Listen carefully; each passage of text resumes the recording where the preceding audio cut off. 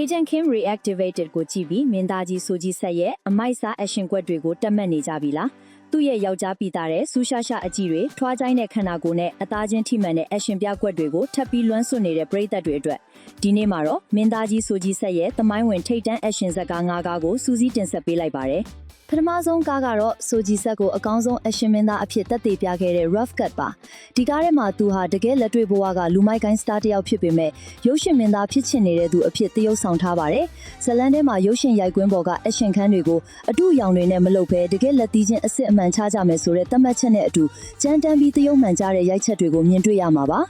ဆိုဂျီဆက်ရဲ့နှုတ်ပြိုပြီးရိုင်းဆိုင်တဲ့ action ရှင်ဝါကိုဒီကားမှာအပြည့်အဝခန်းစားရမှာဖြစ်ပါတယ်ဒုတိယကားကတော့ action ချစ်သူတွေအမြဲတမ်းတနေရတဲ့ Air Company Man ပါပဲအပေါ်ယံကြည့်ရင်တာမန်ကုမ္ပဏီဝန်ထမ်းတယောက်လိုဝတ်စုံပြည့် suit အင်ဂျီအမြဲဝတ်ထားပေမဲ့တကယ်တမ်းတော့သူဟာငှားရမ်းလူသက်သမားတွေစုဝေးရအမှောင်ကုမ္ပဏီတစ်ခုရဲ့ထိပ်တန်းလူသက်သမားဖြစ်ပါတယ်တရက်စမတ်ကြတဲ့ဝတ်စုံနဲ့အတူတနက်ပြစ်ခတ်မှုတွေဓာတ်ခုတ်ကွက်တွေနဲ့အလင်းမြန်ဖြက်လက်တဲ့တိုင်းကွက်တွေကိုအရှိန်အဟုန်ပြင်းပြင်းမြင်တွေ့ရမယ်ဆိုဂျီဆက်ရဲ့အကောင်းဆုံး suit action ကားကြီးပဲဖြစ်ပါတယ်တတိယကားကတော့ဂျပန်ကိုလိုနီခေတ်နောက်ခံသမိုင်းဝင် action ဇာတ်ကားကြီးဖြစ်တဲ့ The Battleship Island ပါဒီကားထဲမှာတော့သူဟာကြောင်မီးသွေးတွင်းမှာအဓမ္မစေခိုင်းခံရတဲ့ကိုရီးယားအလုပ်သမားတွေတဲကထိတ်တန်းလမ်းတရဲခေါင်းဆောင်တယောက်အဖြစ်ပါဝင်ထားပါတယ်တွင်းထဲကနေလွတ်မြောက်ဖို့ကြိုးပမ်းတဲ့အခါမှာဖြစ်ပွားတဲ့အစုလိုက်အပြုံလိုက်တိုက်ပွဲတွေဘုံကွဲမှုတွေနဲ့အသက်လူရတဲ့ကိုခံပညာ action ခန်းတွေဟာပရိသတ်ကိုတုန်လှုပ်ခြောက်ခြားစေပြီးရင်တမမှဖြစ်စေမှာပါသတုထကားကတော့ရုပ်ရှင်မဟုတ်ပဲပရိသတ်တွေအသေးဆွဲခဲ့ရတဲ့ mini series ဖြစ်တဲ့ My Secret Terrorist ပါ